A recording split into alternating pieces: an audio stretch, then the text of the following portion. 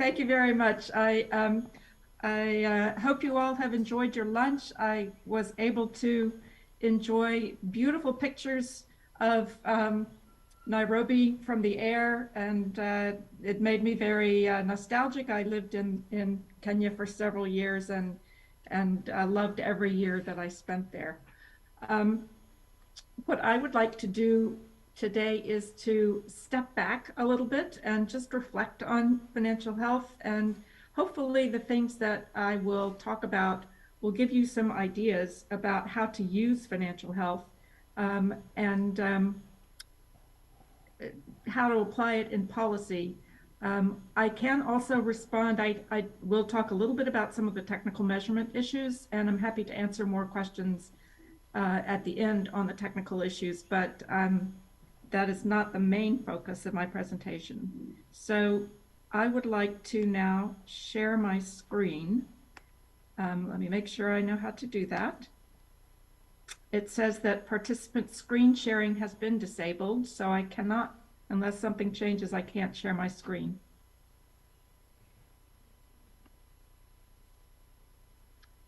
It is possible for you all to put up the presentation that I've sent as an alternative. Okay, that's great. So that's not my screen, that's your screen we're seeing. So if you move to the next slide, I'll just to introduce myself so that you know who it is that's speaking. I guess I'm speaking to you currently in my role as a senior advisor to the UNSGSA on financial health. The UNSGSA is Queen Maxima of the Netherlands in her role as the UN Secretary General's Special Advocate on Financial Inclusion for Development. And I know that you all know who she is. She's an amazing woman who has really fought hard for financial inclusion across the world and from a very knowledgeable base. And she herself is very interested in pursuing financial health as a something that financial sector authorities should be directly concerned with. And I've had the pleasure of working with her and her team for a couple of years on that. Before that, I focused mainly on financial inclusion, running the Center for Financial Inclusion at Action.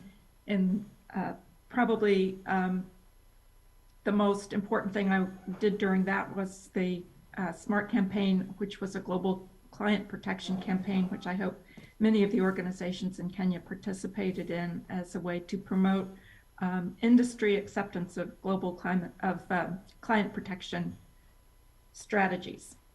So let's move on, and I will start by just giving you a little bit of background on how the concept of financial health came to be and how it's evolved over the last few years. So if we move to the next slide, just quickly to go over some of the milestones in how the concept of financial health and well-being has evolved.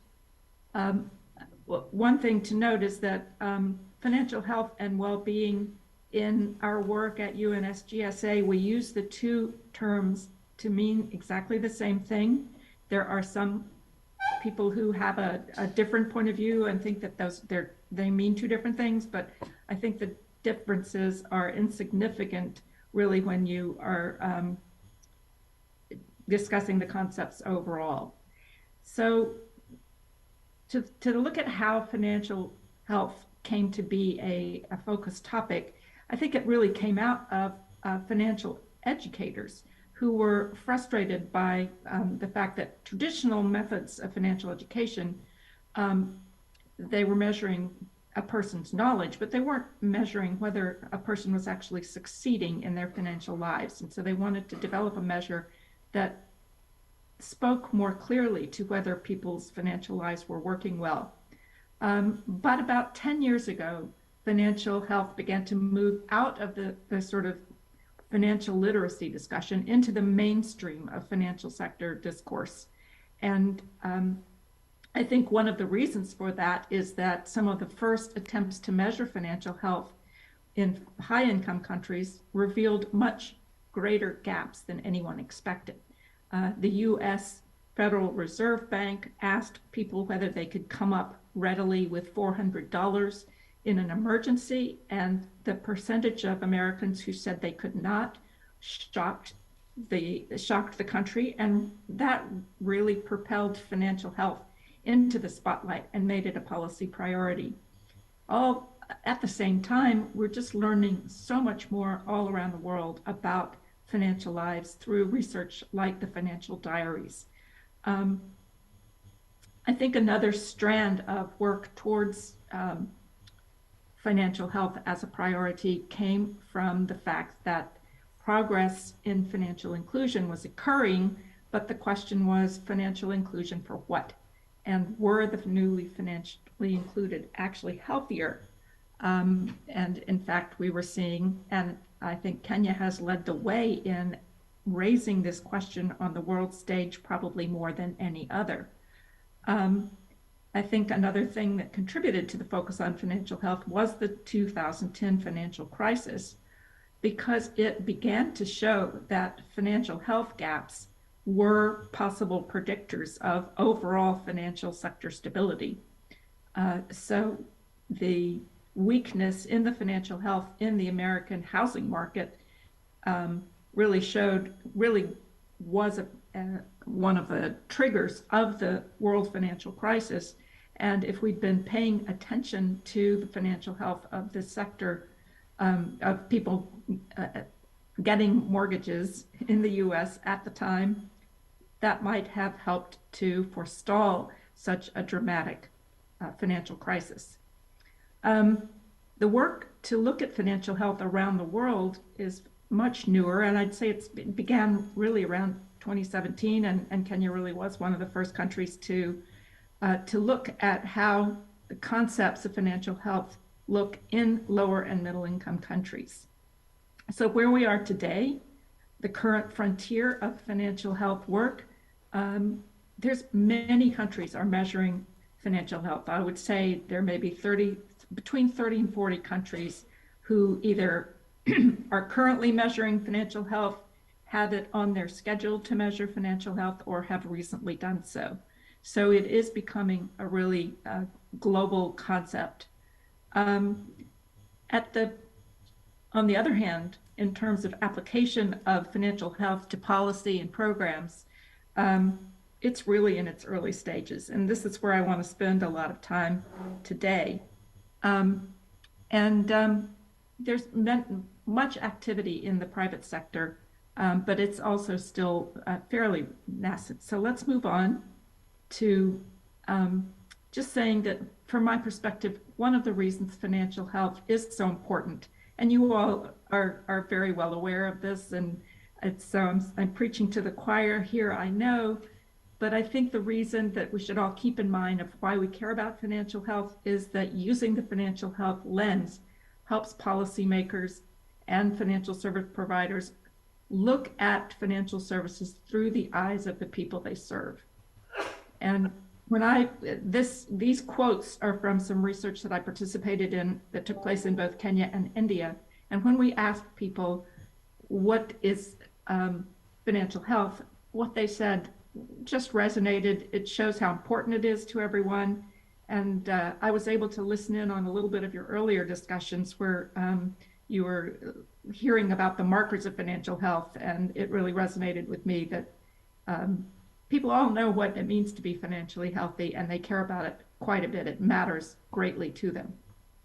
So that was an introductory piece, just a background piece. So let's move on to the next section. And I'm going to skip over well, let me say one thing.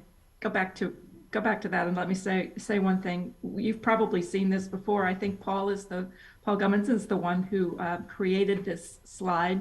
And I think that one thing you can note is that relative to most of the other countries in the region, Kenya is in somewhat better shape. In terms of, even though I know you have this challenge of financial health having gone down, it is still better than most of the surrounding countries overall. So a few words about measuring financial health.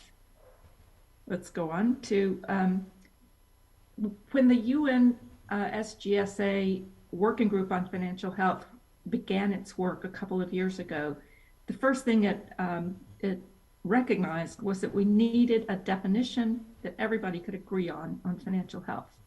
And of course, everybody has a definition, but everybody's definition is different. And of course, it's very, they may all be very similar, but it is helpful to try to bring together a definition that everybody can agree on. The working group and the UNSGSA came to the following definition.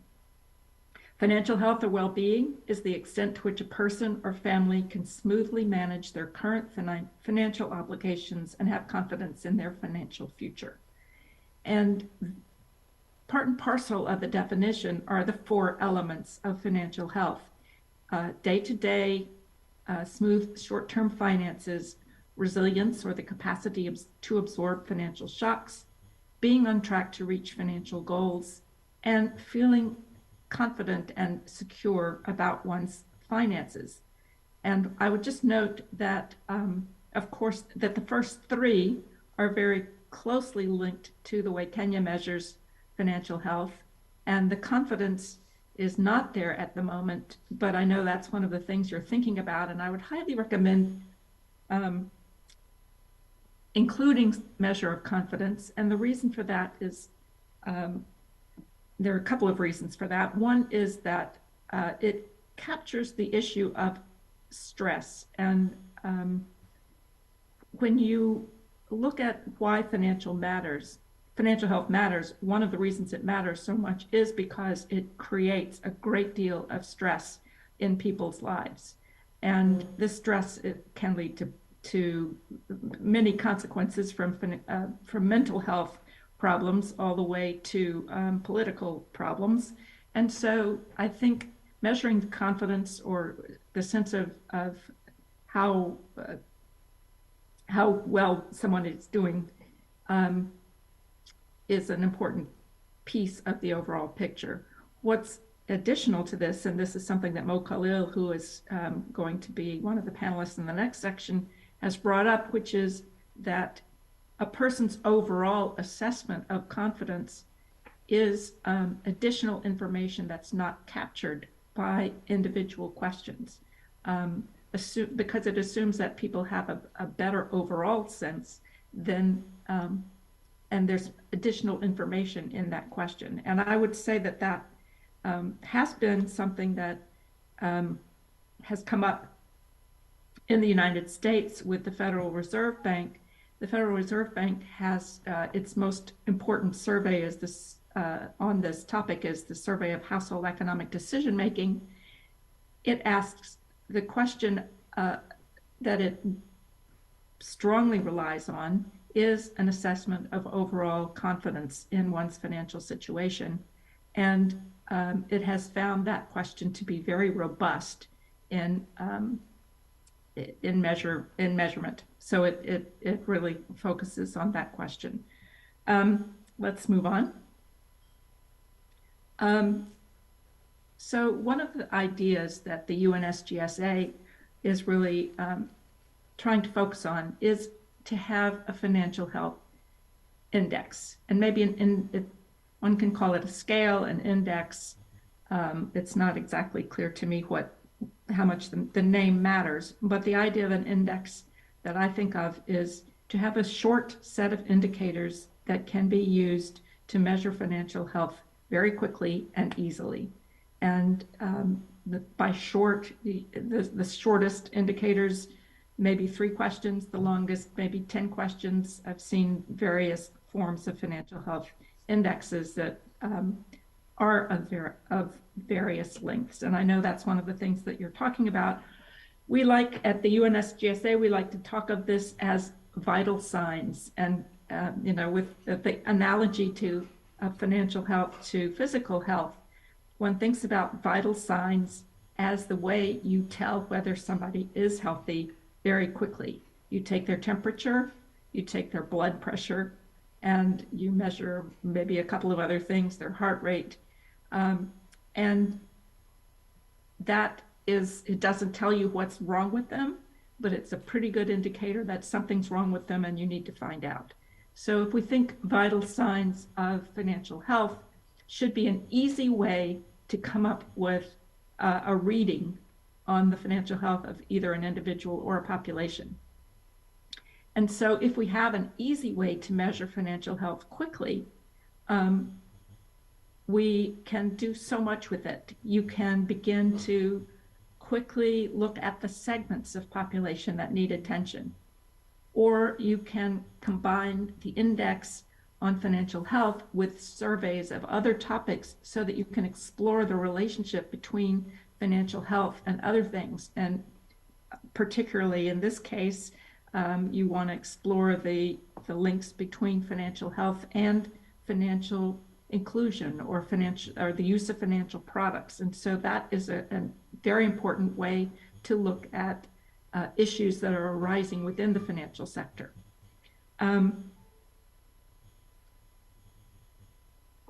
If a government publishes a financial health index that has been tested by the experts that, like you all who are in the room, this is a public service for financial service providers and NGOs and other organizations which don't have these sophisticated research capacities. And it allows them to also easily measure financial health. And we want financial service providers to know about the financial health of their customers. And if there's an index available that they can sort of easily plug into, that's an important thing for them to be able to do. And they can't necessarily do it themselves because it takes sophisticated research capacity to develop an index. I've even found that a financial health index is really motivating for individuals. In fact, in my company Axion that I work for, we did a financial health survey of our own staff, and it was highly motivating for them to really take a look at their own financial health. So if you have an easy way for people to assess their own financial health by answering these short set of questions, that opens the way for financial education and financial coaching. The final thing that I think the idea of an index does is it allows you to have an effective messaging and communication about financial health so that you can influence policymakers in other sectors and the public. So it's a great communications tool. So these are all the reasons why I think coming up with a very succinct index that everybody can understand and then using those scores is an important thing to do. Next. One of the things that is very near and dear to the heart of Queen Maxima is the question of whether we can have an internationally agreed way to measure financial health. I'm not sure that we can, because when I survey what's going on now around the world, everybody's doing it they're in a slightly different way. But can just stay there for a second. I just wanted to say why it matters. If we have an agreed upon way to measure financial health, we can begin to benchmark much better. And we can know what we're talking about when we're comparing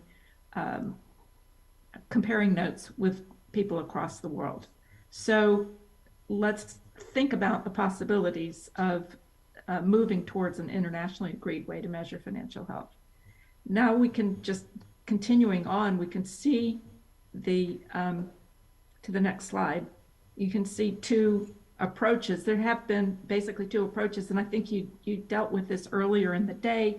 There are, I think they're illustrated very clearly by the two most important US-based financial health scales, the one by the US government, the Consumer Financial Protection Bureau, and the one by private nonprofit, the Financial Health Network.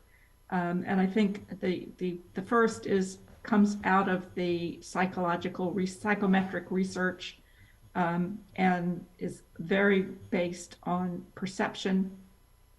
And many of the questions sort of get at the same concept. They're not distinguished by concept very clearly.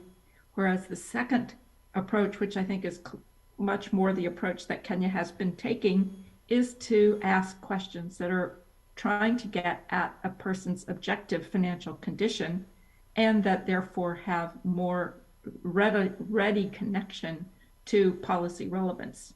So I'm definitely in the objective financial condition camp, and we can talk about that more if as you wish.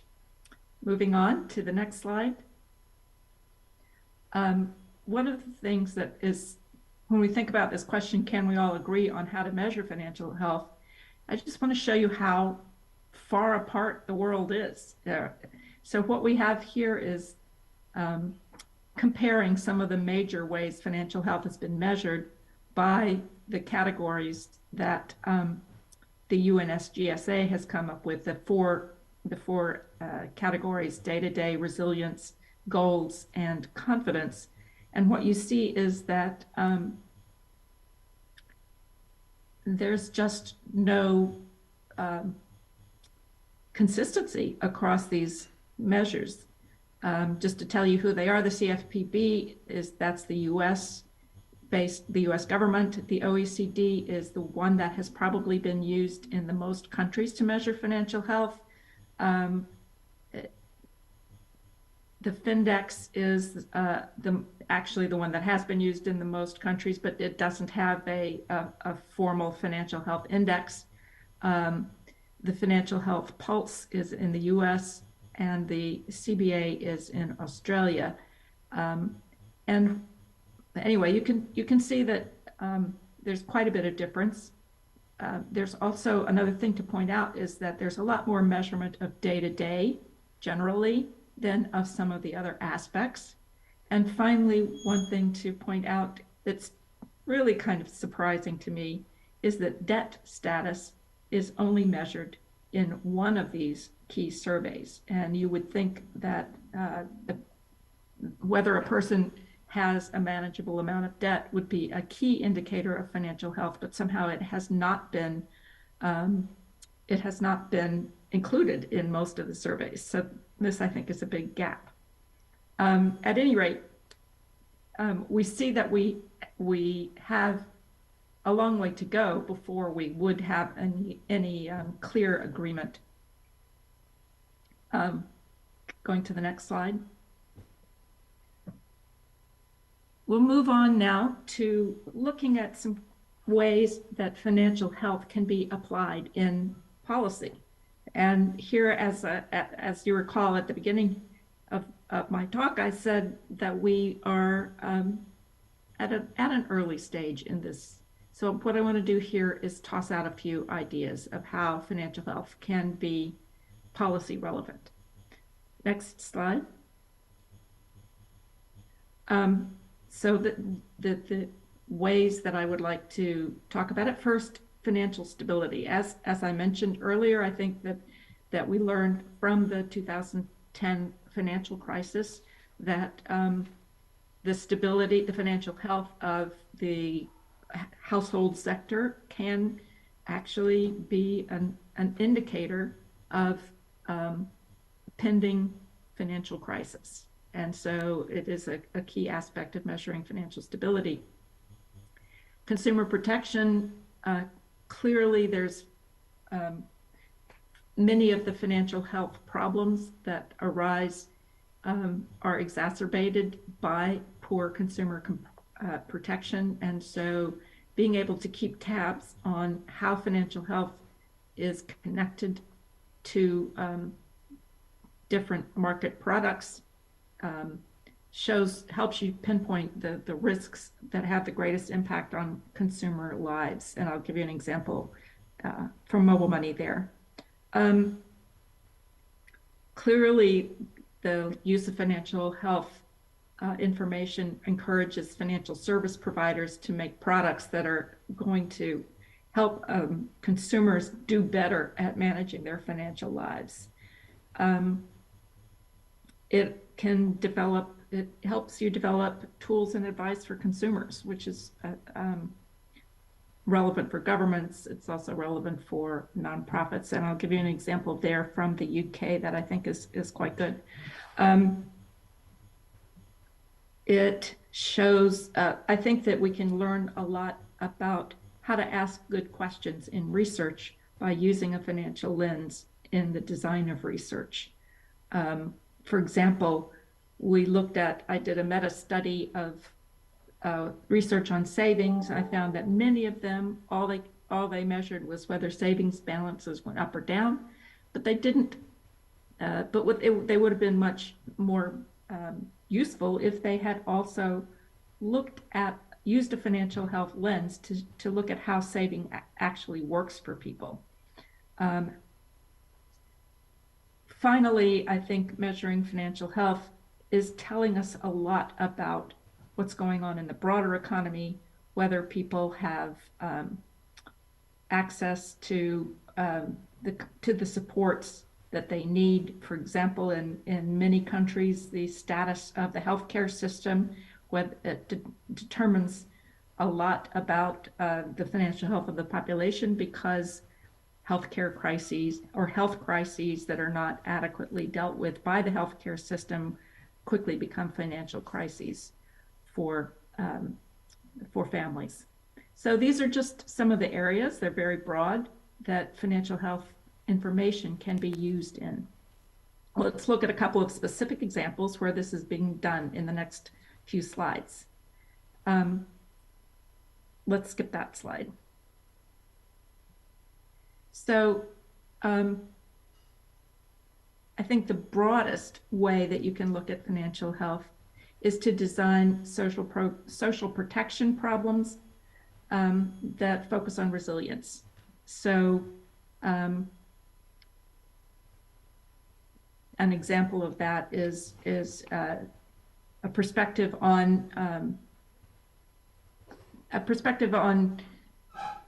social protection programs that says you must consume all of it, which is a perspective that many social protection programs began with, is clearly not a financial health perspective, because it doesn't deal with the long-term and the resilience aspects of financial health.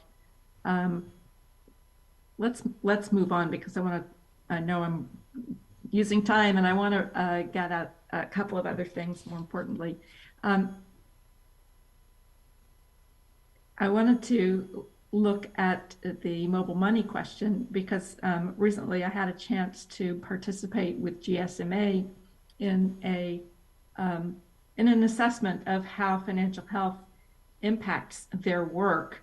And what's very interesting is that they did their analysis, and they came up with a few things that suggest how financial health is connected in the mobile money space with consumer risks. So on the one hand, they're very proud of the fact that mobile money does bring financial health benefits, mostly by making it easier for people to use their money by moving it quickly wherever it's needed.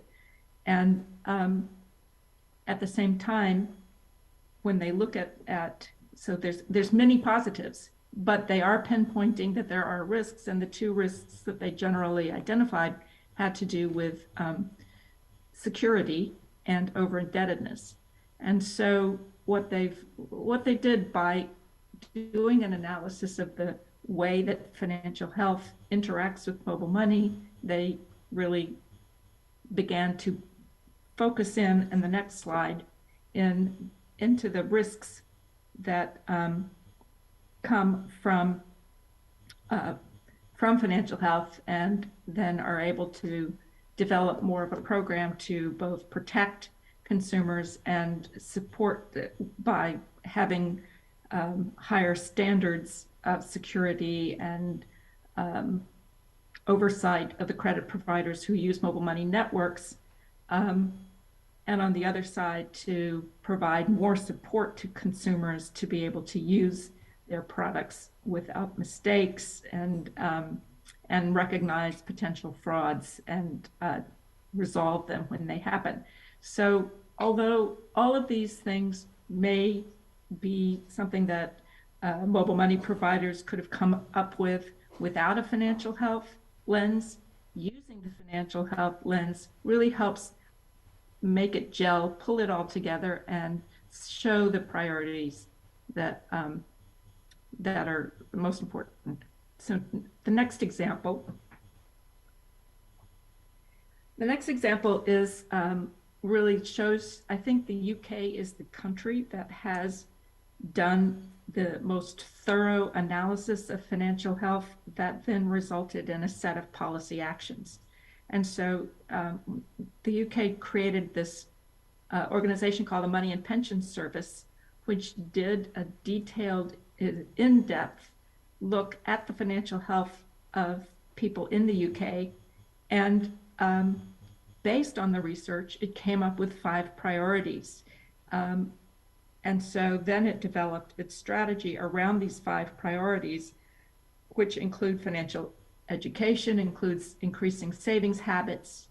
It includes more careful borrowing, debt counseling, and greater attention to pension and old age planning. And so what happened, I think what's important here is not that particular set of priorities. What's important is that they did this analysis, they came up with 5 priorities, and then they developed action plans around each of the priorities of, okay, here are the, so they said basically, here are the most important things that are going wrong for our consumers, our population.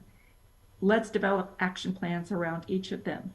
And the action plans that they developed involve banks, fintechs, nonprofit organizations that do things like that, counseling, design of pension schemes, means working with employers, but it's all focused on one or more of these 5 areas. So this is just an example of a very well thought through move from research into strategy on the part of the government. Next example. The next example, I think probably you'll hear more about it in the next session, because you'll hear from Mo Khalil from Australia, who has done a lot of work inside financial institutions.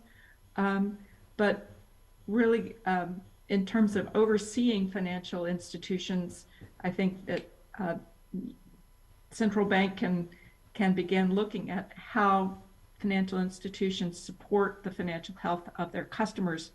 And there are lots of tools that are available to be embedded in customer interfaces, especially through when customers are using their financial services or accessing their financial services through computers and phones. And this includes just helping people become more aware of their financial status, protecting them from overdrafts, giving them alerts, but also bigger, these are all sort of fall in the area of behavioral economics, but there's also bigger areas such as coaching and debt counseling and emergency assistance that are show attention to bigger financial health needs and maybe more complex projects or programs to develop. Next. Finally, I just, one of the areas that has been the most well-developed area for looking at financial health is the financial health of employees. And so governments that work with, are beginning to increasingly work with employers to help the employers support the financial health of their employees. And if you look at sort of big companies, multinational companies, they frequently provide pension products, or they help their clients, not their clients, they help their staff um, save for the future, but they tend to neglect current financial health. And so they are now realizing that when their employees are not financially healthy, they are also going to be more likely to be absent and to be not as productive workers. And so one of the responses that I've seen, this is mostly in the US, but it's the kind of thing that I think can happen anywhere, is the Worker Financial Wellness Initiative, which has been essentially started by PayPal, but it includes a couple of dozen companies at this point, and those companies are taking a strong look at the financial health of their employees and then adjusting wages and benefits and other types of support to help improve the financial health of their employees. So that's a really important place to start when looking at practical applications of the financial health concept. I've talked for quite a while now, and I am finished.